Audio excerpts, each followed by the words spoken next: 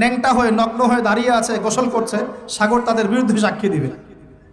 ওখানে দাঁড়িয়ে যারা গাঁজা খাচ্ছে, ফেন্সিডিল খাচ্ছে, ইয়াবা খাচ্ছে, সমকামিতা করছে, গান বাজনা করছে, সাগর ওদের বিরুদ্ধে সাক্ষী দিবে। এই যে আজকে যেখানে বসে আমরা ওয়াজ মাহফিল করেছি, দিনের কথা বলেছি, এই মাটি কাল কিয়ামতে সাক্ষী দিবে এখানে ভালো কিছু হয়েছে।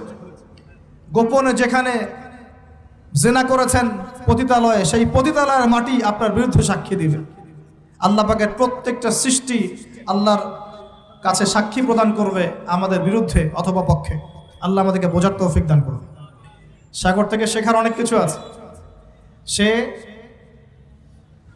নীরবে আল্লাহ পাকের হুকুম পালন করে যায়। কখনো কি সে হুকুম পালন করতে থেমে যায়? আসমানের পাখির দিকে হেদায়েত আছে, তারা আল্লাহ পাকের তাসবিহ পাঠ করে। গাছপালা আল্লাহর তাসবিহ পাঠ করে। আসমান, জমিন, চন্দ্র, সূর্য যা আছে আল্লাহ পাকের সমস্ত সৃষ্টি